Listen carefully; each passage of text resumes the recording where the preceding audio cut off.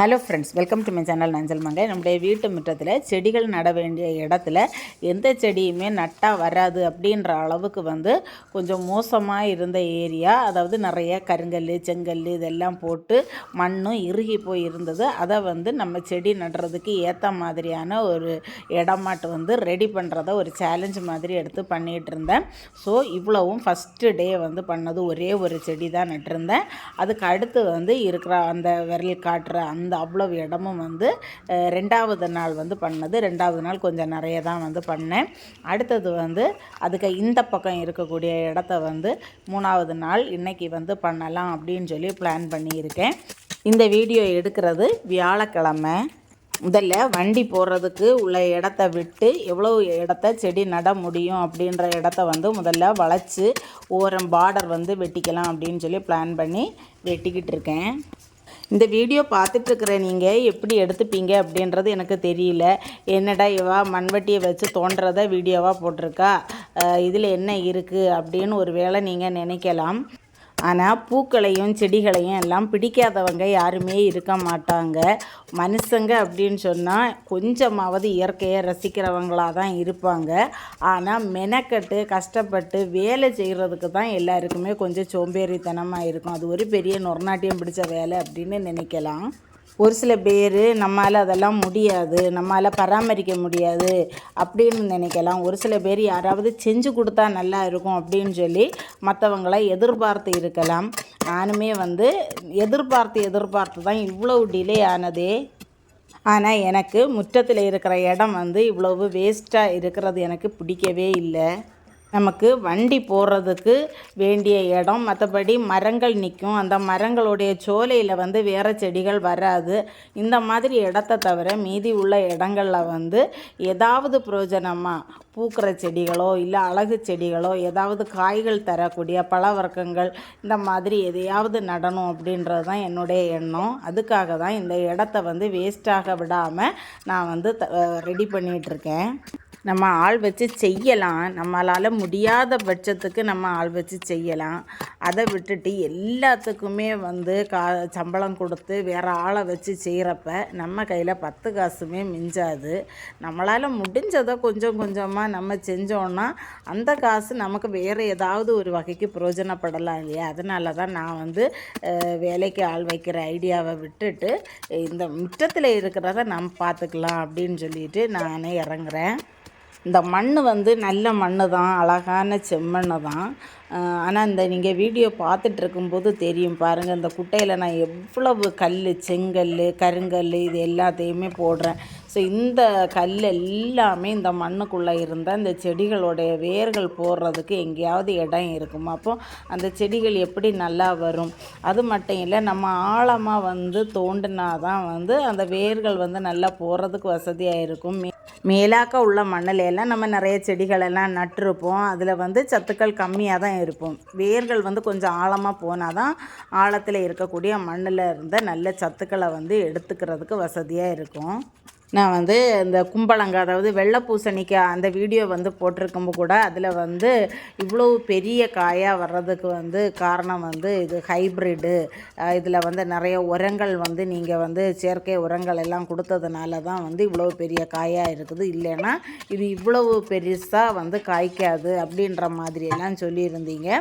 ஆனால் உண்மை என்னன்னா, இந்த மாதிரி மண்ணை நம்ம நல்ல ஆழமாக தோண்டும் போது அடியில் இருக்கக்கூடிய புது மண் மேலே வரும்போது அந்த மண்ணில் வளங்கள், சத்துக்கள் அதிகமாக இருக்கிறப்ப நமக்கு விளைச்சலும் அதிகமாக கிடைக்கும் அப்படின்றது தான் உண்மை.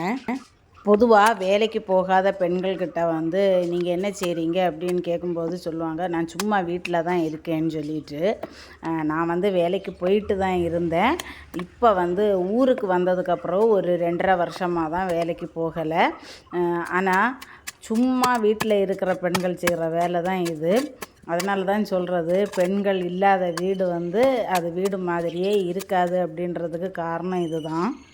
போன வாரம் ஃபுல்லாக வந்து எனக்கு பயங்கர கழுத்து வலி, ரொம்ப கஷ்டப்பட்டேன். பெட்டில் தலை வச்சு படுக்கக்கூட முடியாமல், யாராவது பிடிச்சி படுக்க வைக்கணும், பிடிச்சி எழுப்பி விடணும், அந்த மாதிரி ஒரு சுச்சுவேஷன். ஆனாலும் சமையல் நான் தான் பண்ணேன்.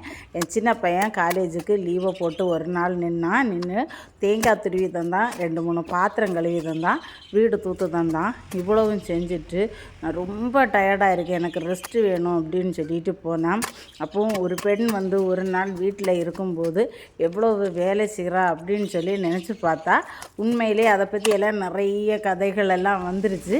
ஆனாலும் வந்து யாரும் வந்து அதை ரியலைஸ் பண்ண மாட்டாங்க. நான் ஒரு நாள் இவ்வளோ வேலை செய்கிறேன் அப்படின்றத மற்றவங்களுக்கு புரிய வைக்கணும் அப்படின்னு சொல்லி எந்த பொண்ணும் நினைக்கிறதில்ல. தன்னுடைய வேலையை தான் உண்டு, தான் வேலை உண்டு அப்படின்னு சொல்லி பார்த்துட்டு போயிட்டே இருப்பாங்க. எத்தனை தான் சினிமா எடுத்தாலும், ஷார்ட் ஃபிலிம் எடுத்தாலும், இல்லை சீரியல்ஸில் வந்தாலும் வந்து பெண்கள் வந்து வீட்டில் ஒரு நாள் எவ்வளோ வேலை செய்கிறாங்கன்னு யாரும் வந்து அதை பெருசாக திங்க் பண்ணுறதே கிடையாது. நான் வந்து வேலை செஞ்சுட்டே இருக்கும்போது என் சின்ன பையன் வந்தான். என்னம்மா பண்ணுறீங்க அப்படின்னு கேட்டான்.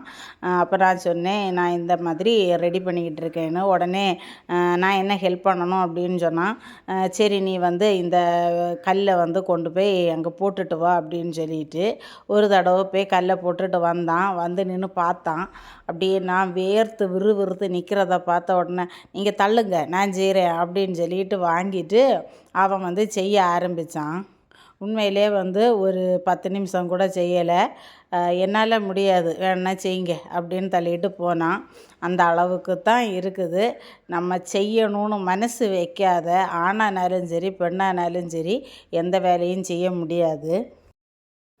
மனசார செய்யணும் அப்படின்னு நினச்சா அதை செய்கிறதுக்கான சக்தி நமக்கு தன்னால் வரும். அவனன்றி அணுவும் அசையாது அப்படின்னு சொல்கிற மாதிரி நம்ம முயற்சி பண்ணினாலே நமக்கு செய்கிறதுக்கான பலமும் சக்தியும் கிடச்சிரும். எந்த ஒரு விஷயத்தையும் நம்ம செய்யணும்னு மனசார நினைக்கிறது தான் முக்கியம். ஒவ்வொரு தடவையும் மண்வெட்டியை வைக்கும்போது டொயிங் டொயிங் டொயிங்னு கேட்குற சவுண்டு பார்த்திங்களா? இந்த சவுண்டு தாங்க. இந்த கல்கள் தான் உள்ளே இருந்துக்கிட்டு செடி வளர விடாமல் தடுத்துக்கிட்டு இருக்கிறது. இந்த 3 பொருளை தான் எடுத்துகிட்டு கார்டன் வேலைக்கு வருவேன்.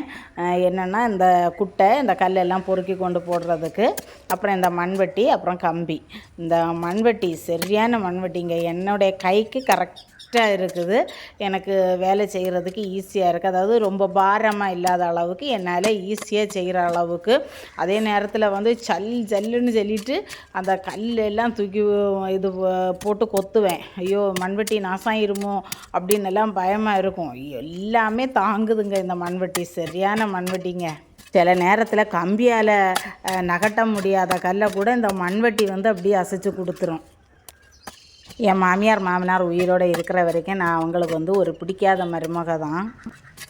என்னென்னா, நான் இந்த மாதிரி ஏதாவது வேலை செய்யணும் அப்படின்னு சொன்னால் என் வீட்டுக்காரரை தான் வச்சு செய்ய வைப்பேன். அவங்க கண்ணு முன்னாடி அவங்களுக்கு கொஞ்சம் எரிச்சலாக இருக்கும். அது அவங்க இருக்கிறப்ப இந்த மாதிரியெல்லாம் செய்கிறதுக்கு உண்டான வாய்ப்பெல்லாம் எனக்கு கிடைக்கல.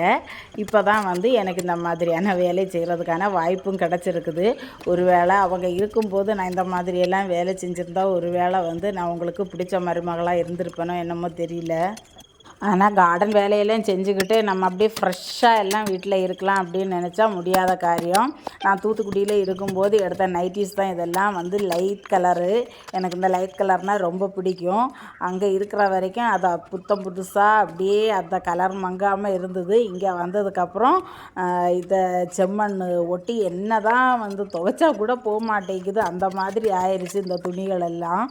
அந்த கரிசல் மண்ணெல்லாம் வந்து நம்ம ட்ரெஸ்ஸில் பட்டால் கூட அது வந்து துவைச்சா போயிடும்.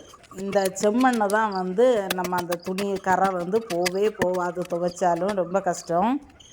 இன்றைக்கி கொஞ்சம் நிறைய தான் வந்து பிளான் பண்ணேன். ஆனால் வந்து அவ்வளோ தூரம் செய்கிற அளவுக்கு இன்றைக்கி உடம்பு தெம்பு இல்லை. என்னால் என்ன முடியுமோ அதை தான் செய்வேன். ரொம்ப ஸ்ட்ரெயின் பண்ணி இழுத்து போட்டுட்டு செஞ்சுட்டு போய் படுக்க மாட்டேன். சரி, அப்படியே முடித்த இடத்த வந்து அப்படியே அந்த செங்கல் வச்சு அடுக்கி அப்படியே அழகாக அடுக்கி வைப்போம் அப்படின்னு சொல்லிட்டு செங்கல் எடுத்து வச்சு அடுக்கி ரெடி பண்ணிட்டேன்.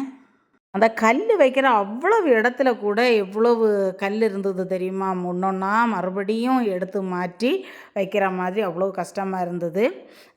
இன்றைக்கி நான் இந்த இடத்துல என்னென்ன பிளான்ட்ஸ் நட்டேன் அப்படின்னு சொன்னால், ஒரு பன்னீர் ரோஜா செடி நர்சரியிலேருந்து வாங்கி வச்சு ரொம்ப நாளாக வந்து அதை நடாமல் ஒரு மாதிரி வாடுற ஸ்டேஜுக்கு போயிடுச்சு. அதை தான் வந்து இதுக்கு மேல் வெயிட் பண்ணக்கூடாதுன்னு சொல்லிட்டு இன்றைக்கி எடுத்து நட்டுட்டேன். அப்புறம் ஒரு பேஷன் ஃப்ரூட்டு செடியை வந்து நட்டேன். ஸோ இந்த காம்பவுண்டு வாலில் வந்து ஒரு கயரை கட்டி அப்படியே படத்தி விடலாம் அப்படின்னு சொல்லிட்டு மெயினாக வந்து சைனீஸ் பால்சம் செடி வந்து ஒன்று இதில் வந்து நட்டு வச்சுட்டேன். இந்த சைனீஸ் பால்சம் செடிக்காக தானே நான் இந்த இடத்த ரெடி பண்ணினது. இந்த வீடியோ பார்த்துட்ருக்க உங்கள் யாருக்காவது மோட்டிவேஷ்னலாக இருந்துச்சு அப்படின்னு சொன்னால் கண்டிப்பாக கமெண்டில் சொல்லுங்கள். வீடியோ பிடிச்சிருந்தால் லைக் பண்ணுங்கள், உங்கள் வேல்யூபிள் கமெண்ட்ஸை ஷேர் பண்ணுங்கள், சேனலில் சப்ஸ்கிரைப் பண்ணுங்கள். Thank you friends. Happy gardening.